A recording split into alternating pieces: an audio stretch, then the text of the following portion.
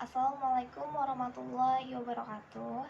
Perkenalkan, nama saya Suci Rahayu dengan NIM 1914237, Perbankan Syariah kelas A semester 4. Untuk memenuhi tugas mata kuliah saya, di sini saya akan menjelaskan sedikitnya tentang eh, penyimpangan yang terjadi pada bank juga lembaga keuangan syariah, yaitu PT Bank Syariah Mandiri.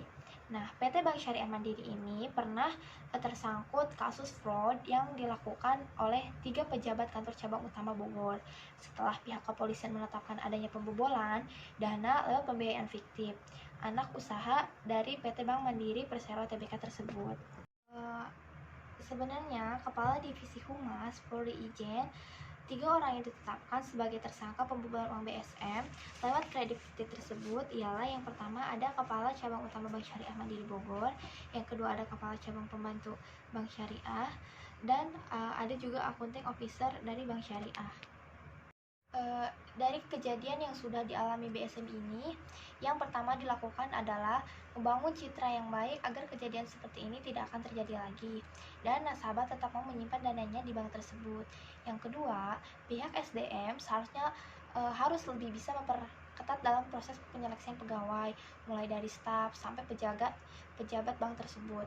Karena kasus yang dialami BSM terjadi dari pihak internal, yaitu manusia yang ada di dalam perusahaan itu sendiri. Nah, kemudian tidak hanya dari pihak SDM, tim audit dari bank tersebut seharusnya sering melakukan pemeriksaan secara berkala, khususnya pada cabang-cabang yang ada transaksi kredit besar seperti pada BSM cabang Bogor. Mungkin dari pembahasan kasus secara singkat dari penyimpangan yang terjadi pada bank atau juga lembaga keuangan syariah, cukup sekian dari saya. Kurang lebihnya mohon maaf karena saya masih dalam tahap belajar. Assalamualaikum warahmatullahi wabarakatuh. Di dalam corporate website BSM dapat ditemukan proses release yang menyatakan bahwa laporan keuangan BSM memperoleh annual report award dari kategori perusahaan swasta atau private, keuangan atau finish, dan juga tertutup selama 4 tahun berturut-turut dari tahun 2019 hingga 2012. Nah, penghargaan ini merupakan kerjasama dari Otoritas Jasa Keuangan atau OJK, Bank Syariah atau BI, Kementerian Keuangan, laporan auditor independen juga. Dan ini menyatakan laporan keuangan mendapat opini yang wajar tanpa pengecualian.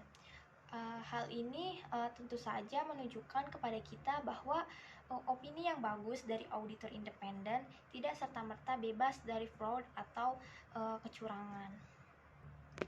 Nah, dari kasus tersebut, dari kasus PT Syariah Mandiri ini, bisa kita simpulkan bahwa kasus ini termasuk pada kasus resiko operasional dan juga memunculkan resiko reputasi pada perbankan syariah, menjadi tak terhindarkan, yaitu resiko menurunnya tingkat kepercayaan dari stakeholder.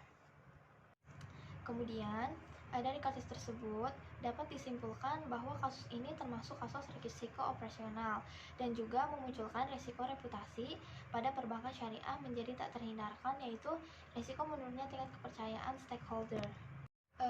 Dari kejadian yang sudah dialami BSM ini, yang pertama dilakukan adalah membangun citra yang baik agar kejadian seperti ini tidak akan terjadi lagi, dan nasabah tetap mau menyimpan dananya di bank tersebut.